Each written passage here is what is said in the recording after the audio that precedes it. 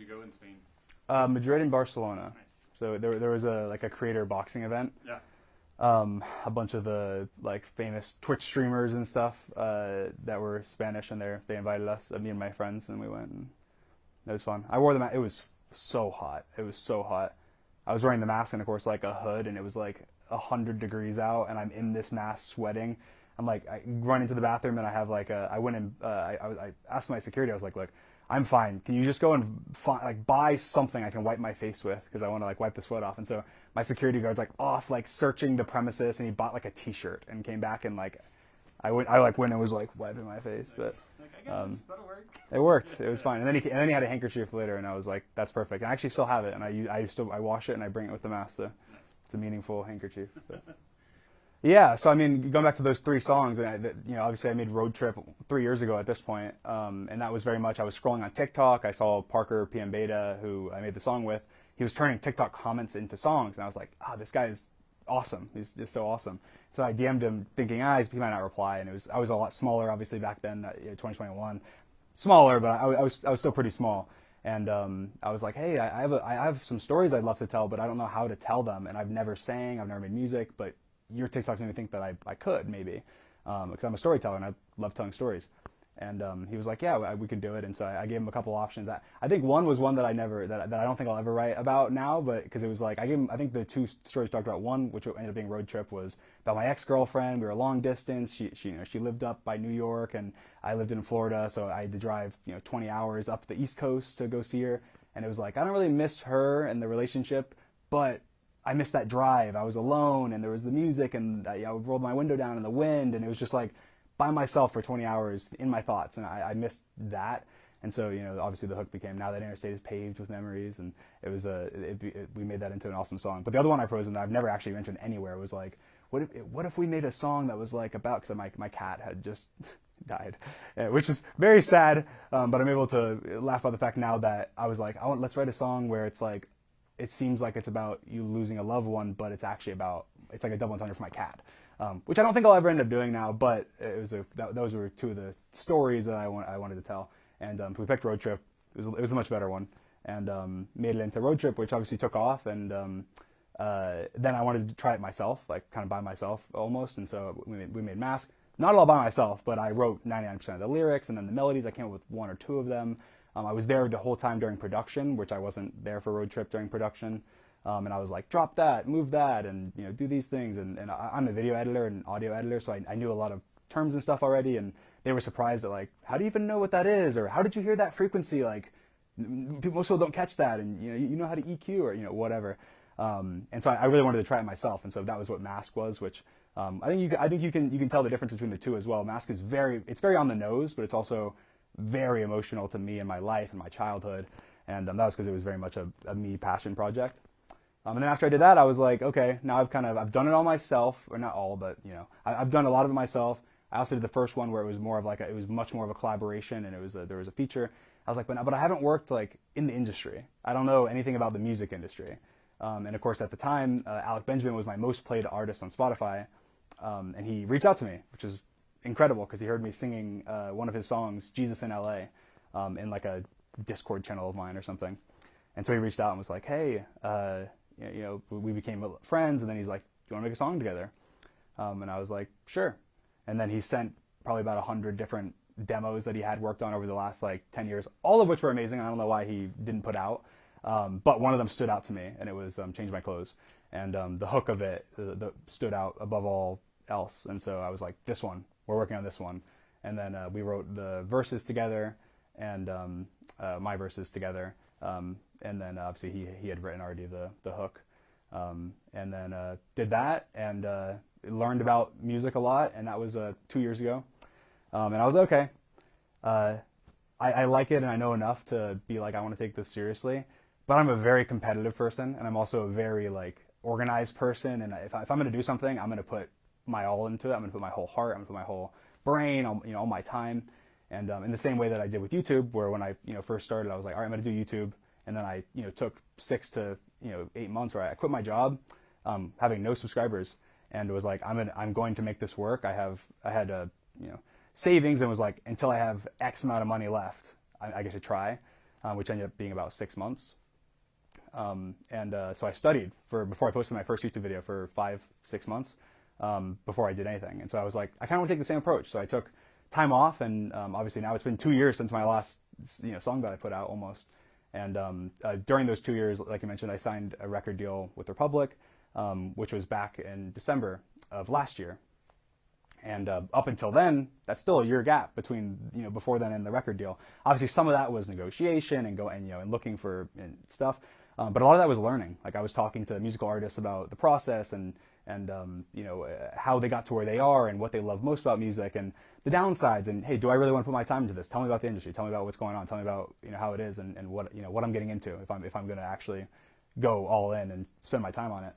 And I heard a lot of good things, a lot of bad things, a lot of scary things, a lot of interesting things, a lot of surprising things, and then I came to my decision. I was like, yeah, okay, I want to make music, but I want to make sure that I can make it my way, and I want to make it my own. And so I went into negotiations with record deals with that in mind, and it was very much like, this is not going to be a traditional deal where I want to do things my way. I want to make my music. I want to do I want to run stuff essentially. So yeah, signed the deal with Republic. It wasn't like past lyrics or anything. The stories, obviously stories that I wanted to tell for a long time. And some songs that aren't on this EP or other ones that I've worked on. I've worked on a lot of music since then. Are poems from the past or things I've jotted down notes or random song ideas since for the last 3 years. But not on this EP. This EP is very fresh and it's all stories of my life, and the EP is structured. It's 7 songs, like you said, and because they're all stories in my life. I decided to put the EP in order from when they happened, from the first one to the first story to the last story. And actually, funnily enough, the first lyric on the EP is "It's 1999," which is when I was born, and the final lyric is "Until I End Up Dead." So it's just kind of a cool, complete collection right now of my life up to this point. And obviously, I have so many more stories to tell, but I thought these were the 7 that I picked that were the most important to me as of right now. And obviously, that's constantly changing, and there's stories, they move up in ranks and stuff. But each one, as I wrote it, I was like, this is my favorite song. This is my favorite story. I'm in love with it. And then I felt the same way with the next one and the next one. And then as we worked on it, I bounced back between them. And people ask me now, what's your favorite one? I have no idea. I like them all for different reasons. And there's certain ones that I'm like, oh, I love the production on this, or I love my voice on this, or this story is my favorite. Lyrically, this one's the strongest. But then even that changes over time. So I hope that's a thorough enough answer to your question. And who were you? Yeah, I wish. If I had connect with Justin Bieber or something, you bet I would have been hitting his line, being like, "Yo, Bieber, hey, I got a question." But no, it was my friends and also people anyone that I did have access to. Which over the years I got access to more and more people, obviously in the music industry. Like Lil Nas is an example. He's super awesome, and he actually. It's funny how things happen, I guess. So I have a large fan base that's very connected to me.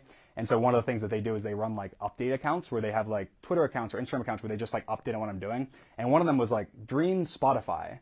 And all it would do is that anytime I would listen to a song on Spotify, they would tweet out what I listened to. And so it was that's crazy to think. But then but everyone's like, don't you think that's weird? I'm like, I think it's awesome. I think that's so cool that they're doing that. And it actually many times now I've had artists reach out to me because they'll tweet out, I'm listening to Lil Nas or I'm listening to XYZ, and then that artist will see it or get tagged in it or something and be like, oh, yo, that's sick.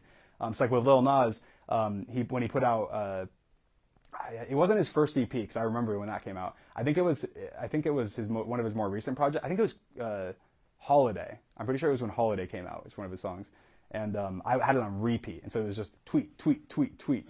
It said Dream has listened to Holiday 26 times or something ridiculous. And Lil Nas replied to it what the hell or something. So I DM'd him and was like, yo. And then obviously since then we've talked. So I went to his birthday party, and that's a whole nother story for a different time. Yeah. But yeah, I reached out to friends. I reached out to celebrities that I knew that not my friends, but hopefully one day. And just got heard stories and advice. And, obviously Alec Benjamin was a massive help with everything too. So and I still obviously am connected with him, and I consider him a friend. So. And then who are the producers that you worked with on this, and who had you sort of like, were there specific producers or lyricists or whatever that you wanted to work with? Mm-hmm. So I don't really know anything, but I'm going into it very fresh, fresh-minded, I guess. I sang for the first, I mean, this is not, I guess, on the producer side, but I sang for the first time in front of somebody, in front of Andrew Goldstein, who produced multiple of the records on this EP with. That was the first time I ever sang in front of somebody. I was sitting with my headphones there, and I sang in front of them, like, this is my first time, here we go, I'm gonna sing. Because even like for Road Trip, I sent in my vocals. Like, I went and recorded, sent them in. Mask, I would like mute, record, play it back to them, mute, record, play it back to them in like an online call. And then for Change My Clothes, that was the closest to singing in front of somebody, because I got on a call with them and I was like, I was kind of singing in front of them, but then standing in the room with somebody and singing. And of course, I remember the first time I did it, he's like, well, just wait. Press the button or whatever, it turns on auto-tune. He's like, all right, now go. And I was like, now I feel fine, even though there's people in the room sitting hearing me without it, being like, oh God, what the hell is wrong with this guy? Yeah, I mean, I've actually more recently, over as time has passed, I've been getting more and more comfortable being like, I'm going to do it this way. I think at first, I think I'll learn, especially as going into my next project and going into more, I'm learning so much over time, because it's my first time, doing music. So even with every release, I'm learning so much about like, oh, there's this website, and oh, there's this, and this tracks this way, and this is how this counts, and this is when, this is why they do things this way, or for so many different things that like you can't, even when you're studying, you're not going to figure it out. It's the same thing. You're not going to know anything about YouTube. You're not going to know everything about YouTube until you start uploading YouTube videos and see your audience response or whatever. So yeah, I mean, I think that there definitely was a difference. Obviously, I did get in advance, and and Republic's helped a lot with paying for things. But there, I definitely have been able to. I've actually been like, why are we spending this much on this music video? I could do it for less doing it here, whatever. Which is like, and of course sometimes they're like, no, you don't understand. I'm like, I've done this my whole life for YouTube, whatever. And it's like, so sometimes I feel like I'm like the bratty kid that's like, hey, I know what I'm doing.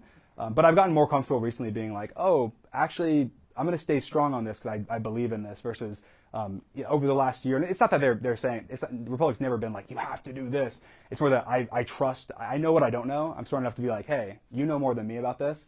And so because I don't know enough, I've been slowly learning. Therefore, now the more I know what I do know. And so the more I'm able to be confident to be like, oh no, I think this is right for YouTube, or I think this is right for my audience. Versus at first being a little more scared to do that because I don't know anything. Yeah. But yeah, I think the deal was structured in a way where I have a lot of power as an artist, which I think was a very, is an abnormal thing, and it shouldn't be an abnormal thing. I remember having conversations where it was like, we were talking about writers or something, and it was like, yeah, writers, they don't get paid in advance or something. They just get paid if the song does well or whatever. And I was like, oh, well, because I was explaining how I worked out my deals for the previous thing. And I was explaining, oh yeah, no, I paid, I did advance, whatever. And they're like, what? That's how you did that? And I was like, yeah, it seemed like the most fair. And they're like, well, this is how this works. And I was like, well, that doesn't seem very, that doesn't seem right. And then it's like, well, you can do it how you want to do it. You could set a precedent or whatever. So there's been discussions about, things have been different and things work differently, I feel like. And I hope going forward that I had some impact on future deals and future discussions and stuff. Even coming in with like an established like merchandise business and, having an established fan base where it's like, I'm not going to Republic, like you said, for every little thing. It's like, I already have all that. Oh no, I have my own company. They do all the merchandise. Oh no, you want to do CD? Oh, we can do CDs, sure. Whatever. It's like, that's very different, I feel like. And so, I definitely am coming in from a unique, place. No, I think, I'm a storyteller. So I feel like I don't really care what avenue I'm telling my story through. Whatever fits. So like in my mind, it's like, there's like I tell stories through Minecraft, obviously, and that's what I do on YouTube. But I've also told stories through live streams where I'm doing whether it be in person or be on different games than Minecraft. But I love telling stories. I wanted to be an author when I was a kid. I tried to write books and sent off like covers to different publishing agencies trying to have them published, and I'm sure they sucked, but in my mind they were awesome, and I spent all day writing them. But yes, at heart I'm a storyteller. So in my mind, music gives me another avenue to tell stories that I couldn't tell somewhere else. So like like that story I told about like, oh, my girlfriend, and when I wrote it, I'm not gonna like tweet that out or put that in a Minecraft YouTube video or something. That feels like, that doesn't feel right. Whereas music, it feels like that emotion, those types of emotions can be felt and like it can be spread in the same way as my video can have an impact on somebody and be like, oh, you changed my life through your Minecraft videos, or you gave me a different perspective, or you made me happy, made me smile. I feel like it's the same type of thing, but a different vein of emotions on like music, where you can feel that same way. Oh, you changed my life. Oh, you made me, think about my life in a different way, or my relationships, or my family, and that's the impact that I want to be able to have everywhere. So it's not about stopping doing YouTube and going into music. I want to do both, and that's been a real struggle, is finding the balance between, how I do both. Because right now it's like I have so many really cool projects on the gaming side where like you're gonna see it, and however long, even if you have never seen my videos, it'll be popping up in the news or whatever, being like, wow, there's something new. But they take time, and before, because I would spend every waking hour on it, something that would normally take 3 months would take a month or a week or something, and now it takes those 3 months, and so it's like a grueling, like, having team members and stuff when I used to do everything myself and being like, hey, how's this going, checking up on it and whatnot. But it really is finding the balance between them. I don't feel like I've peaked on YouTube, and obviously I don't feel like I've peaked in music. But to me, I feel like I made YouTube videos when I was a kid. I made YouTube videos when they got 0 views, when they got 10 views, when they got 100 views. And all my friends, after COVID hit and all the numbers went down from, everybody on Minecraft and everybody on YouTube, everything went down. Live streaming went, 1/10 what it was, so on and so forth. And I had so many of my friends all my friends would come to me and be like, how are you not like worried about this numbers being down? And I was like, man, because remember when we had 100 viewers, or we had 1,000 viewers, or we had 10,000 viewers? Remember how excited we were when we got 50,000 viewers on one video, or how I was like screaming and crying when I hit 1 million subs, or how whatever. It's like, and we went from nothing to there. Now imagine, now we already have 30 million subscribers, or you have 10 million or 5 million, or you get 1 million views a video. It's like I think that mindset of like I'm very complacent and happy with whatever happens, because I just want to.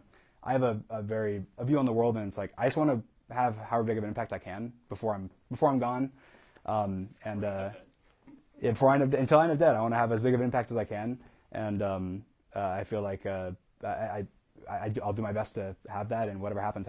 And to me, it's not about reaching the peak; it's about doing my best at something. So if I want to do my best in music and put my best stories out there, and I believe I'm a good storyteller, and I believe that I have stories like that I have to tell, and that there's people that want to listen, and that's why my EP is called To Whoever Wants to Hear, because it's genuinely, if you want to hear it, then listen. If you don't, then you don't. I think that's a big question I get asked, is like, aren't you just like another like YouTuber or something that's trying to get into, trying to just use their fame to easily get into music, or get free streams or something? And I'm like, well, I mean, I don't think of it like that. I mean, I put out 3 songs. I didn't put out any music videos. I didn't promote it. I never mentioned that I made music on my YouTube channel a single time until like now.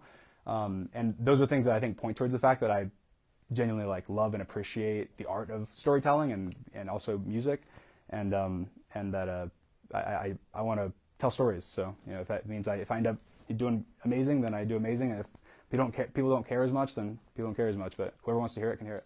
It's not like you're busting out there. I mean, I think I have a great voice. I think that whenever I was faceless, obviously before I revealed my face, you only heard my voice, and so that I kind of had to have at least, I couldn't have had like a disgusting voice or something. So when I was faceless, it was very common for people to be like, sing, I want to hear you sing, before I even made music. So I think I have a good voice, but the difference is there's people that have trained singing their entire lives, and obviously I'm not going to be like, oh, I'm just because I naturally have a decent sounding voice, I'm not going to be better than them unless I take the next 20 years and practicing every day. And so I'm fine with admitting that and being like, yeah. But also when you're in the booth and when you're singing for a song, I think a lot that matters is the emotion, and it matters the sound of your voice and kind of the emotion behind it. And obviously nowadays there's auto tune and there's things like that. But if you overload it with that, then it removes some of that emotion. So I think that even when I go to someone and be like, I don't think I sound as good in that record, like they're like, what do you mean? You sound amazing. I'm like, but in my mind I know that I have so much more potential that it will just take practice and time. And so I'm happy to admit that and be like, yeah, I mean, I feel like my strong suit is storytelling. I come in with a strong storytelling background, and I'm learning how to tell it in such a short form where you have to condense it way down into 2 minutes, or with just repetitive, a hook or whatever. So that's the interesting part. But I'm also happy to admit that I'm new to singing and I'm learning. But I'm taking vocal lessons. I'm trying to do things the right way, and also I'm trying to sing songs that cater to where my vocal range is right now. So I think my songs are great, and I think that my voice sounds great on them. But I think that realistically, I have a long way to go in learning how to sing. I feel like I'm such an extrovert, but I'm a weird extrovert. I'm an extrovert that's fine with being alone. Okay. Like I love talking to people. I'm so talkative. I'll be sitting in I remember sitting in I was younger, and I was getting like a toe surgery, and I was sitting in like some feet clinic or something, and some like old guy sitting next to me that my mom made fun of me for this for the longest time, but it's like some 60-year-old dude with like toe fungus, his toes out, and I'm just like making a conversation with him, like, what's up with your toe, whatever. Like, that's who I am. I'm so social, and I'm such an extrovert. But I am fine with just being alone. I get my energy from myself. So I feel like usually they say extrovert, you get your energy from other people. Introvert, you get your energy from being away from people or something. I feel like I'm kind of like a weird version where I just get it from myself. No matter where I am, if I'm inside or outside. But because of that, obviously I love talking to people. So when I'm inside, I can be on the phone and talk to people, or I can be online and talk to people. But yeah, for the tour, I mean, obviously I'm nervous and I'm excited for it. And it's sometimes like, I feel like nervousness and excitement get confused a little bit in the brain, and you're like, oh, I don't know which one's which. But I'm really excited to meet people. I've obviously done conventions and stuff. I've been in front of crowds of more than what I'm going to be playing in front of. But it wasn't my show. It wasn't me singing, and it wasn't my expectations and my money on the line and everything as well. So I want to put on a good show, and so I'm nervous about the fact that it's my first one. But I'm very excited to get it out the way and sing live. And it's also I'm such a get thrown in the water to learn how to swim type of person. So it's like, hey, I have let's say we've planned the tour, and it's like, oh, you got 3 months to prepare, and then it's like, boom, all right, I'm in vocal lessons every day, I'm in coaching every day, I'm in this every day. They work it, so it's gonna, in the same way that like with Minecraft, there's so many different periods where in order to accomplish some goal, like one thing was with Technoblade, like I became such a better Minecraft player because there was a Mr. Beast Technoblade duel that I had to fight him in. And there was like 2 months leading up to it. I trained like every day. Even though I lost that duel, I came out of it such a better like player. And so I look at this the same way, where it's like, I'm going to come out of it a better musician with more experience, a better singer. And it's kind of forcing me to grind and to focus, put my heart into it, because I don't want to go out there and be like, and put on a stupid show that's that's boring, or people go out of and be like, yeah, I got to see Dream, that was cool. I want them to walk out and be like, damn, that was not that it was like Taylor Swift's fucking tour or something, but at least good. So. And the show will be not just music, or the show will be. Well, it won't be just music, but it also won't be like Minecraft or anything like that. It'll have different some elements incorporated into it. I like to think of it. You'll have to see, but I like to think of it as like like parts of it kind of like a play in a way, where there's like that, because there are such stories, and there's so much visuals to the stories, and there's also the cool element of like the mask and stuff. So there'll be some cool stuff, but it'll mostly be a music show. You're gonna go to it and walk away with it as a music show, but with my own twist, because I like doing twists. So I think Glass Animals are amazing. I love them. I've talked to them before, and they reached out and was like, they let us use their song copyright free in like one of our vlogs we did. And I've always joked about the fact that like there was the Heat Waves fan fiction that blew up with like me and George, and obviously they've joked about the same thing and been like, oh, that had an impact on like the streams and stuff, which is awesome. But yeah, no, they're amazing, and who knows, maybe I'll collab with them or something in the future. But they're amazing, and Heat Waves is an amazing song. So yeah, I believe it would. I think Heat Waves would have been a massive song regardless. But it's awesome that there's some connection there, where there's like lore within the fan base, and it's such a deep connection between my fan base and that song, because of the fact that it's so ingrained in like 2020 history. So for sure. Relationships evolve no matter what. I feel like my relationship with my fan base has evolved over the years. There's been there's been periods of ups and downs no matter what. I think that when you're in a situation like like you said, BTS, or like K-pop, or Justin Bieber, or anybody, once you get to a certain point where you have a fan base that's massive. I think that the same kind of like personality, I guess, that breeds like super fans also breeds like super haters, where it's like if you're gonna feel, if most likely if you see somebody and they're like, I'm very open, I'm outward, I can be in your face, I can be whatever, I'm opinionated, so you're either gonna love me or you're gonna hate me. And so there's a lot of people that hate me, and there's a lot of people that love me, and obviously there's certain times where they shine through, and I look at it in the same way where like you've seen so many different, I don't want to go into other people's like drama, but you see so many, you look at any celebrity or anybody who's been gotten up to 20, 30 million of anything. They go through periods in time where you have arcs, you get criticism, people make mistakes, people do stupid things, but also there's just periods where they're in the limelight, where Doja Cat can be loved and then hated and then loved and then hated, and then so it just depends on kind of the time period. And I do the same way with my audience, and I think that there's ups and downs depending on what's going on. If I have a lot going on, if I'm doing a lot, then obviously it's up and up, and then the less you're doing, the more inactive you are, then it's more down. And I think that overall, though, I've had a very positive relationship with my fans, and I feel like I have such a wide demographic of fans, and they're all so different and unique and prideful, I guess, and I'm very happy with the fan base I have. No, yeah, no. I mean, I feel like to me, it's actually really important that I've tried to make it as clear as I can, like to my YouTube audience. I'm like, I was a YouTuber first. I'll always be a YouTuber, and anytime I can try and mix the two, I will. But also, I don't want to mix the two too much, because I want you to be able to watch this for this, and you be able to listen to this for this, and have it be separate if you want it to. And I'm not advertising in your face if you don't want me, you don't want to see, and I'm same for this. So I view it as two kind of separate areas, and I feel like I can definitely do both. It takes time to kind of get the organization down and how I can. But yeah, I'm a YouTuber, and I also am a musician. So.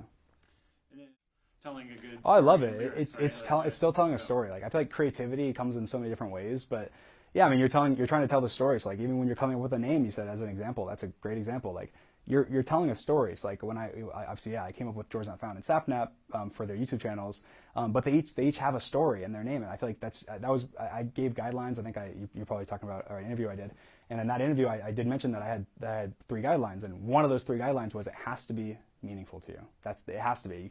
You can come up with some unique name that fits that's technically a good name for a company or for a channel, but if it's not meaningful, then what does it matter? It's not telling the story in the right way. So in the same way with George Not Found, he's a developer, and Not Found is was from a web page of related to coding, and so it's and he used 404 as part of his branding and all that. And same with Sapnap being pandas backwards. His favorite animal is a panda, and he used to go by his username before was pandas, but he wanted to do something that was more unique than just pandas.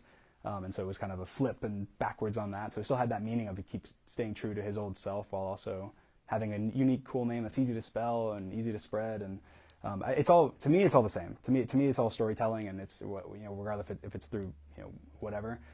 It's just getting your creative energy out, and I feel like I love finding any way I possibly can to get my creative energy out. And marketing is definitely one of those. I love doing. I do it for other people. I do it for myself. And I do it just for fun sometimes, where I'm like looking at, why didn't Subway do this, or whatever. And I love it. So it's so much fun.